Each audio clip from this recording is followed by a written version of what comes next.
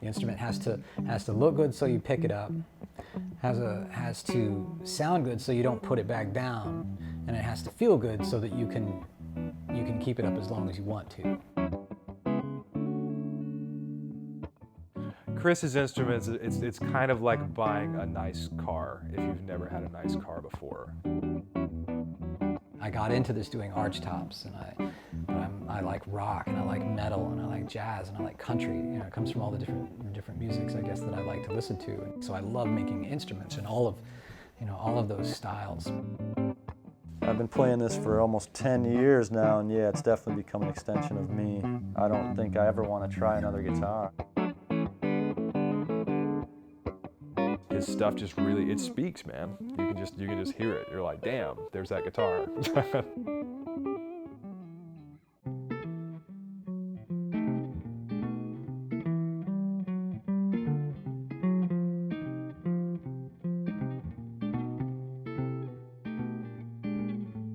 So I'm like maybe, I'm 21, 22 years old at the time, and they have I had to take a woodshop class, and I had just got Bob Benedetto's book, Constructing an Archtop Guitar. I hit the ground running, and I was in that woodshop every minute, that they would let me. Somebody saw it and said, hey, that's really awesome. It came out pretty good, and somebody saw it and said, here, I'll give you, a couple $1,000 if you make one for me, and that enabled me to buy a few tools. And I had another friend that had a shed in his backyard, so bingo, Forsage Custom Instruments was born.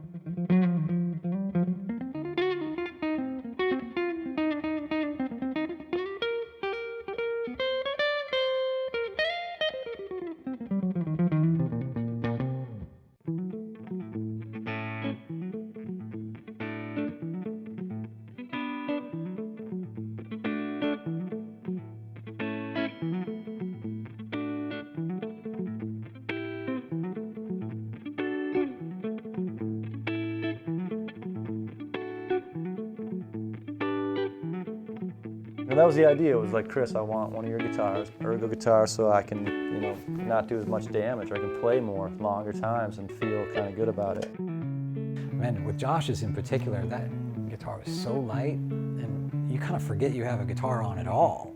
It's so light, you're just kind of waving your hands around in front of you and sounds are coming out. You forget there's a guitar. It's got this nice curve here so that when you sit down, it hugs your leg perfectly. It's weighted really nicely so that when it hangs, it doesn't want to fall to the front or the back. Just stringing the thing up for the first time is really that's when you really feel it. Just like wow, I made that, and it makes sound. Sonically, when it comes to sounds and tone, I am pretty traditional. I do like the older sounds, but I hate playing older instruments. The human-instrument interaction hadn't had very much time to evolve. Involving the interface with the human being is important, and that's something that needs to be developed. And with all of Chris's stuff, things that are more technically demanding of me, I find like that to be much easier on his instruments. So like anytime I'm like, wow, okay, this is like a fusion gig, or there's a lot of activity between my hands, and high tempos and difficult minefield musical scenarios, like am I able to like trust my instincts in this situation, and does like an instrument have my back?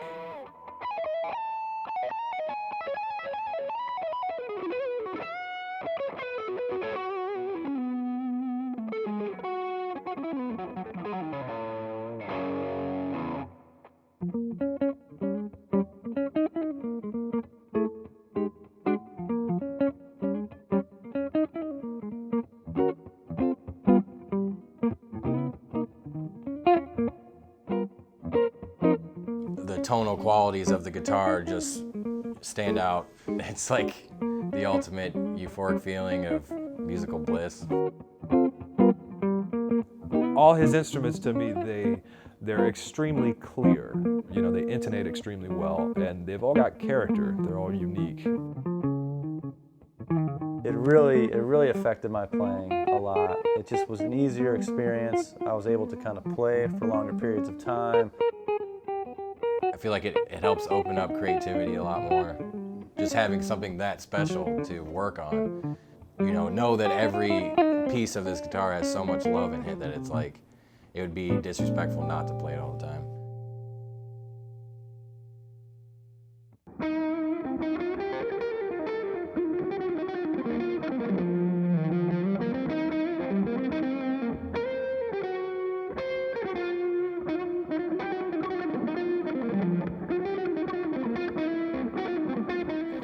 That's something I really enjoy about his instruments. It's like, because I know he can play them just as well as I can.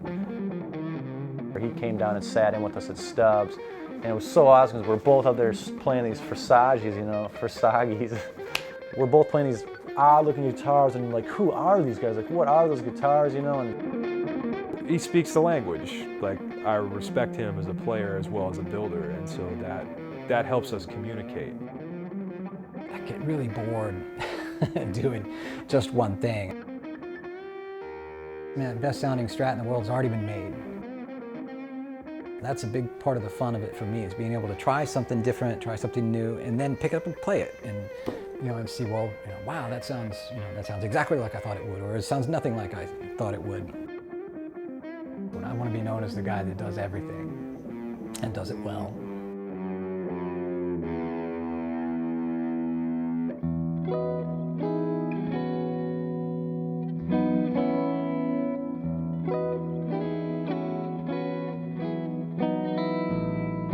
I love when I see a guitar come back to me that's just, just had the crap beat out of it. Munaf from Explosions in the Sky, he sent me a picture of them like headlining Coachella, and he's just beats the crap out of that thing.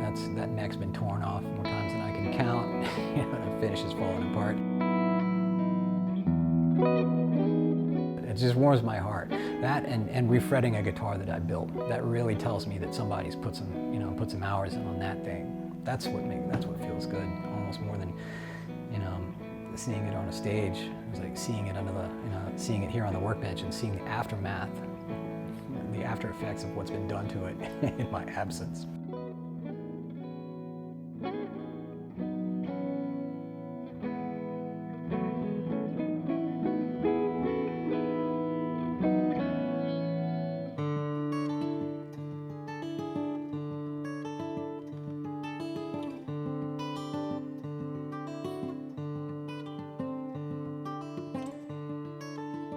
Every guitar I've ever played from Chris is extremely enjoyable to play when it's not, even not plugged up. Even if it's a solid body electric guitar, it's just, there's something so full and satisfying about it. I love playing this guitar every day. Definitely an astonishing piece of artwork to own and play. And it was like one of the best decisions I've ever made. Yeah, they're works of art. Yeah, you can't really ignore them. They stand out.